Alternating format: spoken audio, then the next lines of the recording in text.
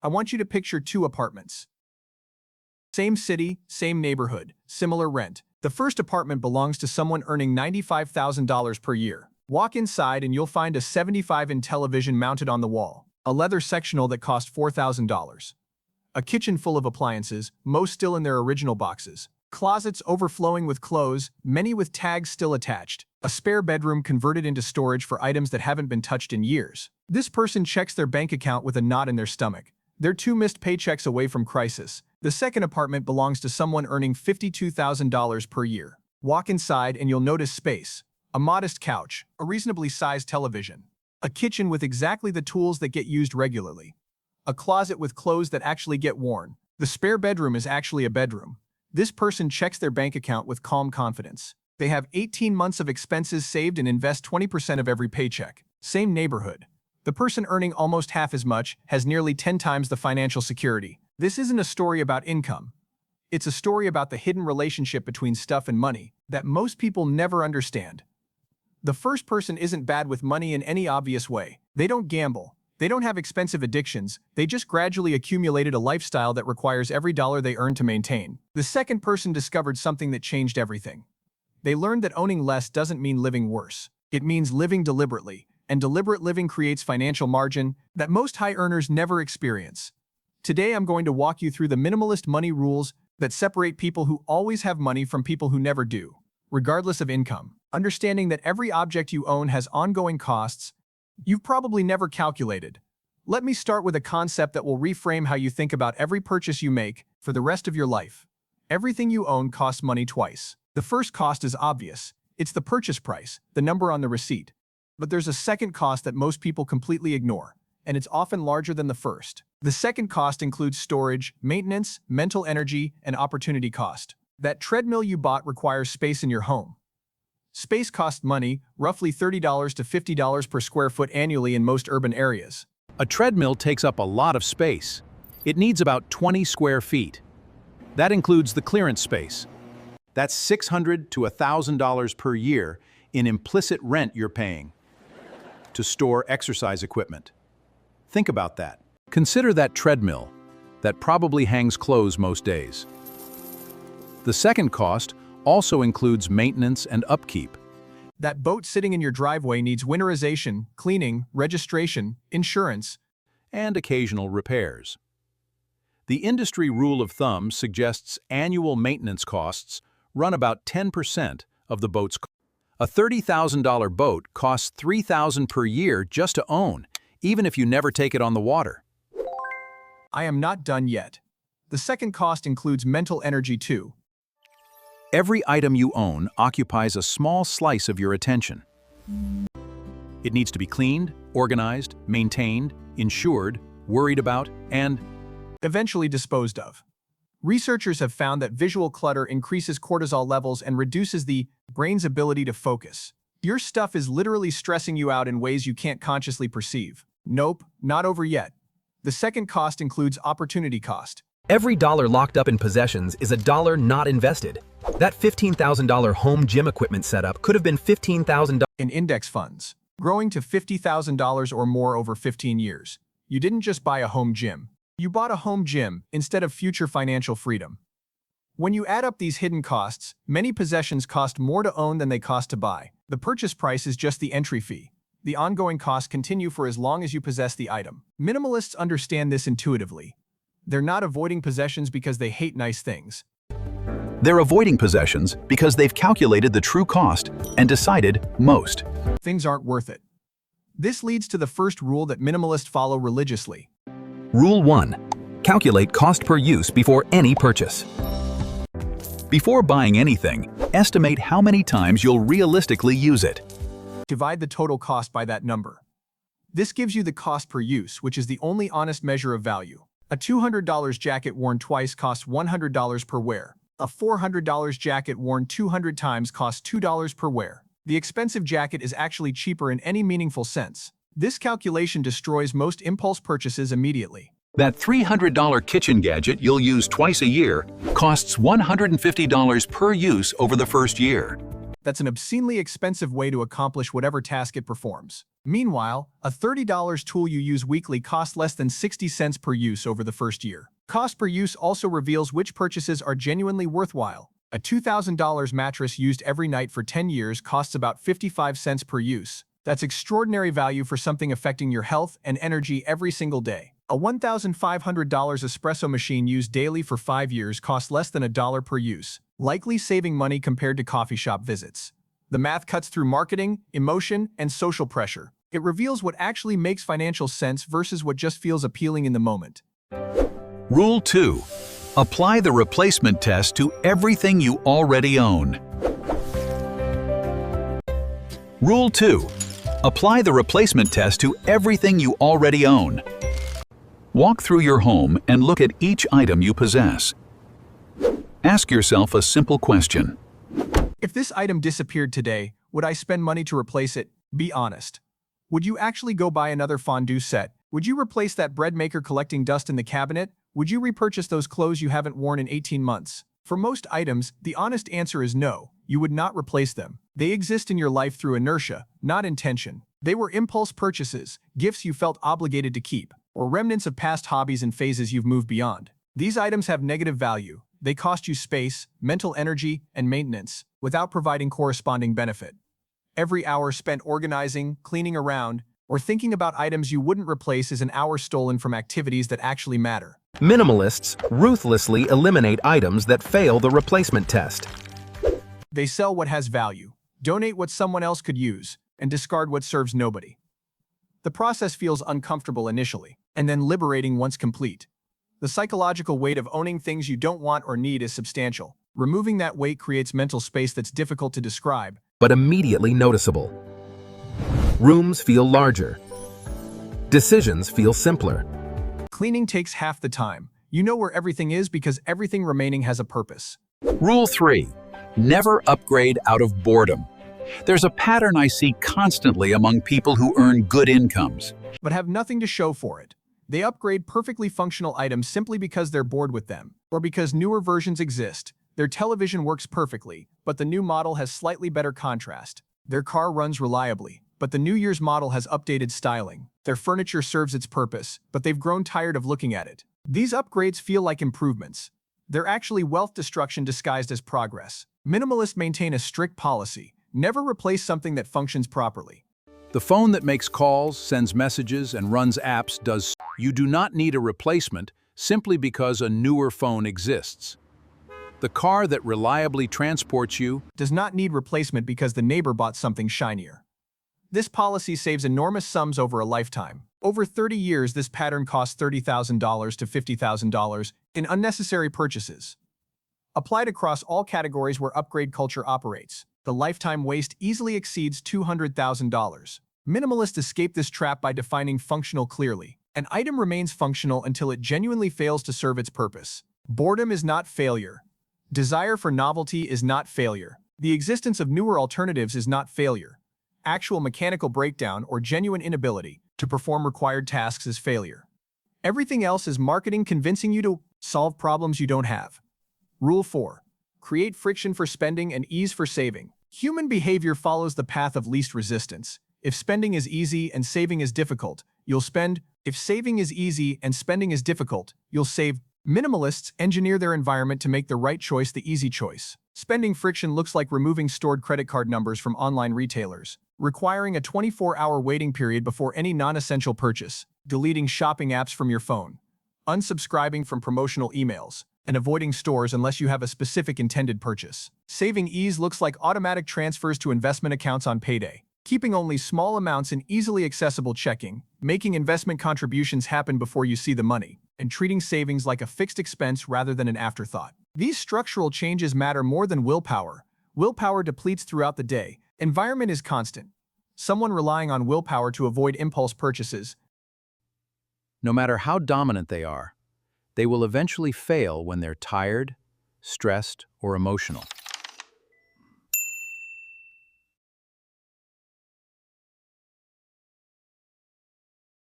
Someone who deleted the shopping apps and removed their credit cards simply cannot impulse purchase in that moment. Minimalists don't trust themselves to consistently make good decisions. They design systems that make good decisions automatic. the 24-hour waiting rule alone eliminates roughly 70% of impulse purchases. Most desires for objects fade within a day if not acted upon immediately. Rule 5. Count your possessions regularly. This sounds obsessive until you actually do it. Counting forces awareness. Awareness prevents accumulation. Pick a category. Count how many items you own in that category. Write it down. The numbers often shock people who've never examined their consumption patterns objectively. How many shirts do you own? Most people guess low and discover they have 3 or 4 times what they estimated. How many kitchen gadgets? How many pairs of shoes? How many items in your junk drawer? How many books you'll never read again? The count itself changes behavior. Once you know you own 47 shirts, buying another feels different. You're not adding a shirt, you're bringing your collection to 48. The absurdity becomes visible. Minimalists track key categories over time. They set maximum thresholds, perhaps 30 items of clothing total, perhaps 15 books at any given time, perhaps a one-in, one-out policy where any new purchase requires removing something existing. These constraints prevent lifestyle creep. Without intentional limits, possessions expand to fill available space. With limits, each addition requires a conscious decision about what it's replacing. That friction alone dramatically reduces acquisition. Rule 6. Rent or borrow before you buy. Most items people purchase get used intensively for a short period, and then rarely afterward.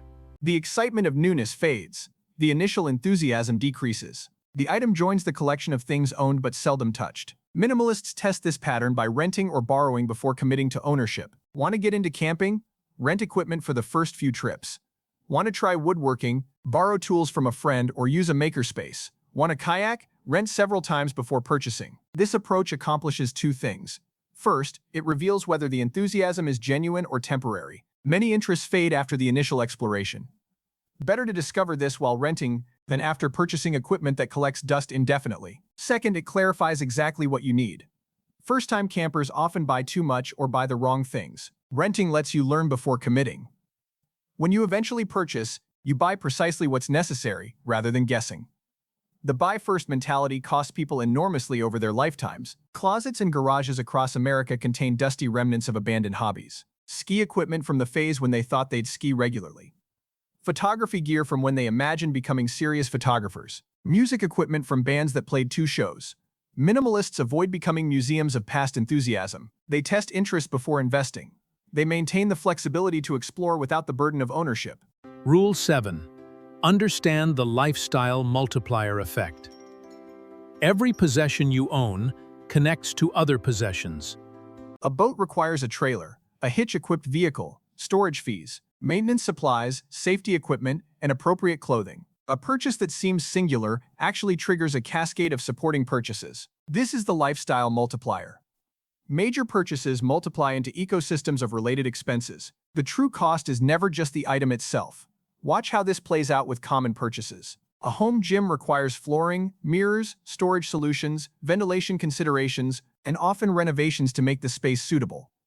A pool requires chemical supplies, cleaning equipment, covers, furniture, maintenance tools, and often landscaping to complement the installation. A motorcycle requires gear, storage, maintenance equipment, and often a truck or trailer for transportation to riding locations. Minimalists calculate the full ecosystem cost before any major purchase. They know that a $5,000 purchase might actually represent $8,000 or $12,000 when all the multiplier expenses are included. This full accounting often transforms what seemed like a reasonable purchase into something clearly excessive. The multiplier effect also works in reverse. Eliminating one major possession often eliminates an entire category of related expenses. Selling the boat means no more storage fees, insurance, registration, maintenance, or towing costs. The savings extend far beyond the item's value. Rule 8. Define enough before you start earning. Here's something that traps high earners constantly. They never define what enough looks like, so they keep purchasing more without ever arriving at satisfaction. Their income increases, so they upgrade their lifestyle. The new lifestyle becomes normal, so they need another income increase to feel progress. This cycle continues indefinitely. People earning $300,000 feel just as financially stressed as people earning $80,000 find. Their expectations and expenses expand alongside their income, leaving nothing. Minimalists break this cycle by defining enough before they start earning. They decide in advance what kind of home is sufficient, what kind of car meets their needs, What level of material comfort constitutes genuine satisfaction? Then they earn toward that target, rather than constantly moving the goalpost. This might mean deciding that a $350,000 home is enough, even if you eventually could afford $600,000. It might mean deciding that a $30,000 car is enough even when colleagues drive $70,000 vehicles. It might mean deciding that your current wardrobe is enough even as your income could support constant upgrades. Defining enough creates a finish line. Without it, you're running an endless race where lifestyle expansion always outpaces income growth. With it, you reach a point where additional income flows entirely to saving and investing, rather than consumption. The person who defined enough at $60,000 of annual spending and then started earning $150,000 builds wealth at an extraordinary rate. The $90,000 difference between income and enough goes directly to financial freedom. Meanwhile, someone earning the same $150,000 but constantly redefining enough upward might save almost nothing. Rule 9. Measure wealth by optionality, not accumulation. The conventional view measures wealth by what you have. Houses, cars, possessions, visible markers of success. Minimalists measure wealth differently. They measure it by what they can choose. Can you leave a job that's destroying your mental health? Can you take 6 months off to handle a family emergency? Can you move to a new city for a relationship? Can you start a business without guaranteed income? Can you retire before 65? Can you say no to opportunities that pay well? These options represent true wealth. They're only available to people who've built substantial margin between their income and expenses. The person earning $200,000 but spending $195,000 has almost no optionality. They're chained to their income requirement. The person earning $80,000 but spending $45,000 has extraordinary optionality. They can absorb disruptions, take risks, and make choices based on preference, rather than financial necessity. Minimalists understand that optionality requires liquid resources more, is money that can't buy your freedom when you need it. The home equity locked in excess. House is equity that can't fund a career transition or extended sabbatical. This perspective transforms spending decisions. Each purchase isn't just exchanging money for an object, it's trading optionality for possession. Is this item worth reducing your ability to make free choices about your life? Sometimes yes, often no. Rule 10. Practice cyclical decluttering rather than annual purging. Most people who attempt minimalism do a massive purge, feel great for a few weeks, and then gradually accumulate back to their starting point. The purge feels productive. The gradual reaccumulation goes unnoticed. Within 2 years, they're right back where they started. Minimalists avoid this pattern through cyclical decluttering. Rather than annual massive purges, they perform small regular reviews. Set up weekly glances at incoming items. Then, do a monthly evaluation of one category. Quarterly assessment of overall accumulation trends. This cyclical approach catches accumulation early before it rebuilds to overwhelming levels. Removing 3 items per week is manageable and sustainable. Removing 300 items once per year feels overwhelming and often gets postponed indefinitely. The cyclical approach also maintains awareness. When you evaluate your possessions regularly, you notice patterns. You see which categories tend to grow. You identify which emotional states trigger acquisition. You recognize which marketing tactics work on you specifically. This awareness enables prevention rather than just treatment. Let me give you a practical implementation of these rules that you can start today. This week, walk through your home with the replacement test in mind. Identify 10 items you would not replace if they disappeared. Sell, donate, or discard those items. Notice how it feels to remove things you don't actually want. This month, implement the 24-hour rule for all non-essential purchases. Track how many purchase desires survive the waiting period versus how many evaporate. The data will reveal how much of your spending is impulsive rather than intentional. This quarter, count your possessions in 3 categories that tend to accumulate for most people. Clothing, kitchen items, and media or entertainment are useful starting points. Set a maximum threshold for each category based on what you actually use this year. Define what enough looks like across major spending categories. What home is sufficient?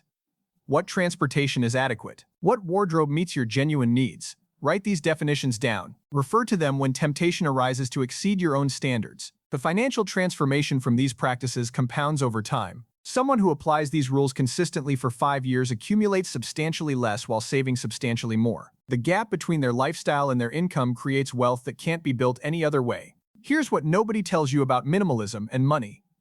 The relationship is bidirectional. Owning less creates more money, but having more money also makes owning less feel natural. When your savings account is robust and your investments are growing, the urge to accumulate diminishes, the psychological need that drives most consumption. The need for security and status gets satisfied by financial strength rather than physical possessions. You don't need the stuff to feel successful because your bank account already tells you the story you want to hear. People trapped in consumption cycles often can't explain why they buy so much. The truth is usually that spending temporarily fills an emotional void that financial insecurity creates.